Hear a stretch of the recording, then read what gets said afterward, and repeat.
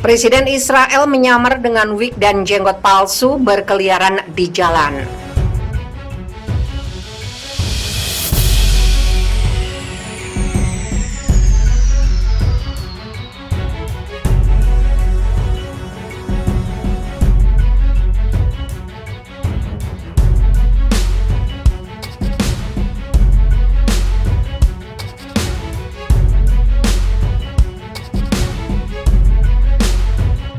Agensi Shin Bet Israel melaporkan bahwa Presiden Reuven Rivlin mengenakan penyamaran untuk berjalan-jalan di depan umum tanpa dikenali.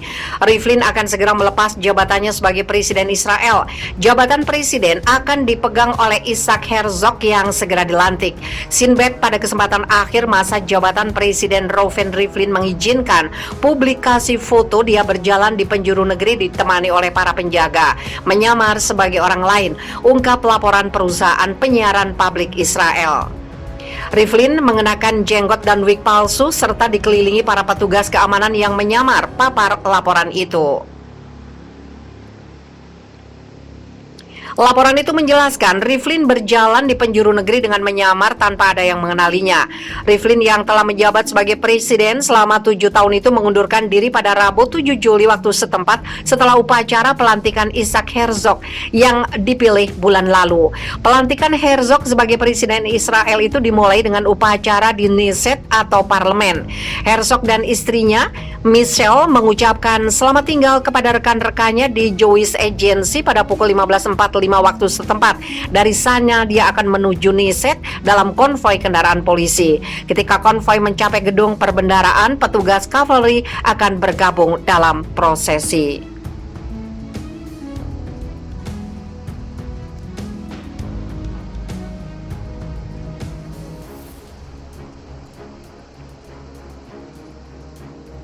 Aksi balasan warga Palestina di Israel bersiap gelar pawai bendera Palestina. Warga Palestina di Israel berencana menyelenggarakan pawai bendera Palestina pada Jumat sebagai tanggapan terhadap pawai bendera Israel yang diadakan setiap tahun pada Mei. Kantor berita Safa melaporkan koordinator gerakan Kifah, Muaz Bayatseh, mengatakan pawai akan diluncurkan pada pukul 3 sore di UMM Al-Fam.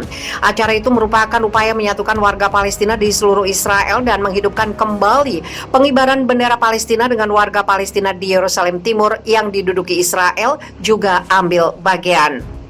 Para peserta sadar akan pelecehan dan agresi Israel yang akan mereka alami selama acara tersebut, ungkap Muaz Bayatseh.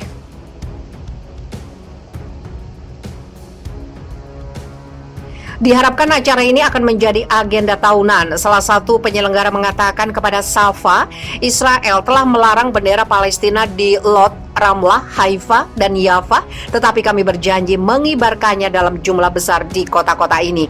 Pada 2018, seorang anggota parlemen Israel menyarankan rancangan undang-undang untuk menghukum siapapun yang mengibarkan bendera Palestina di Israel setelah dikibarkan di pusat kota Tel Aviv selama demonstrasi menentang undang-undang negara bangsa yang menyatakan Israel bukan milik semua warganya, tetapi hanya milik negara bangsa orang-orang Yahudi.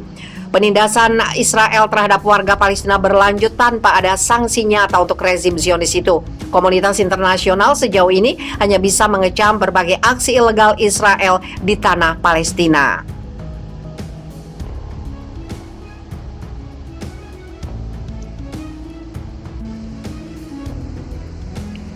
PM Israel kalah suara, hukum diskriminatif bagi keluarga Arab Israel dan Palestina dicabut. Larangan bagi warga Arab di Israel untuk memberi tawaran kewarganegaraan atau bahkan izin tinggal kepada pasangan mereka yang berasal dari tepi barat dan jalur Gaza kini berakhir.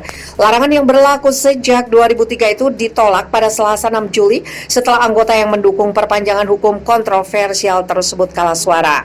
Perdana Menteri Israel Naftali Bennett gagal memperbarui larangan itu setelah koalisinya di parlemen terpecah. Baik kelompok sayap kiri Yahudi dan konservatif Arab menentang keras aturan itu dilanjutkan. Pemungutan suara Selasa pagi 6 Juli membelah parlemen Israel menjadi dua, 59 suara setuju, 59 lainnya menolak. Dengan itu berarti hukum yang berlaku sejak 2003 di negeri Zionis itu dibatalkan. Hasil ini memperlihatkan tipisnya penguasaan koalisi Bennett dalam parlemen Israel yang terdiri dari 120 kursi. Hanya sedikit yang menyatukan 8 partai dalam koalisi pemimpin baru Israel itu. Di antaranya yaitu kebencian mereka atas pimpinan oposisi Benyamin Netanyahu. Berkat musuh bersama itu, mereka berhasil menyingkirkan Netanyahu yang telah memegang rekor 12 tahun berturut-turut berkuasa sebagai Perdana Menteri Israel.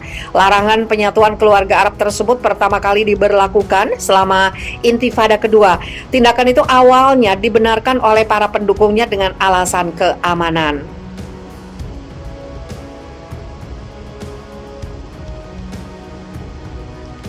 Tetapi para kritikus mencemooh aturan ini sebagai tindakan diskriminatif yang menargetkan minoritas Arab Israel. Larangan itu telah menyebabkan konflik tanpa akhir bagi warga Palestina yang tinggal di seluruh Israel dan wilayah yang telah didudukinya sejak 1967. Menurut VOA Indonesia, undang-undang tersebut membuat warga Arab hanya memiliki sedikit jalan untuk membawa pasangan mereka dari tepi barat dan Gaza ke Israel. Kebijakan itu mempengaruhi ribuan keluarga. Pasangan pria di atas usia 35 dan pasangan wanita di atas usia 25, serta untuk beberapa kasus kemanusiaan dapat mengajukan permohonan yang setara dengan izin wisata yang harus diperbarui secara berkala. Namun pemegang izin tersebut tidak memenuhi syarat untuk memperoleh SIM, asuransi kesehatan masyarakat, dan akses ke banyak pekerjaan. Pasangan Palestina dari Gaza telah sepenuhnya dilarang sejak kelompok milisi Palestina merebut kekuasaan di sana pada 2007. Undang-undang itu tidak berlaku untuk hampir 500.000 pemukim Yahudi yang tinggal di tepi barat yang memiliki kewarganegaraan Israel secara penuh. Di bawah hukum kepulangan warga Israel, orang-orang Yahudi yang datang ke Israel dari mana saja di dunia memenuhi syarat untuk kewarganegaraan Israel. Komunitas Arab Israel yang merupakan 20% dari populasi memiliki hubungan keluarga yang dekat dengan orang-orang Palestina di tepi barat dan jalur Gaza. Para warga Arab ini memandang undang-undang itu sebagai salah satu dari beberapa bentuk diskriminasi yang mereka hadapi di negara yang secara hukum mendefinisikan dirinya sebagai negara bangsa Yahudi. Kepada AFP, dalam protes terhadap aturan itu di luar parlemen pada Senin 5 Juli, beberapa menceritakan kesulitan mencari izin untuk bergabung dengan pasangan mereka atau risiko memasuki wilayah Israel tanpa izin. Ali Metep mengatakan kepada AFP bahwa istrinya yang tidak memiliki hak tinggal di Israel telah mengurung keluarganya di penjara terus-menerus. Saya meminta hak yang dirampas negara dari kami agar istri saya memiliki ID Israel, hak tinggal dan kebebasan bergerak, katanya. Jessica Montel, kepala Hamoket, sebuah kelompok hak asasi manusia Israel yang memberikan layanan hukum kepada warga Palestina, mengatakan puluhan ribu keluarga dirugikan oleh undang-undang ini.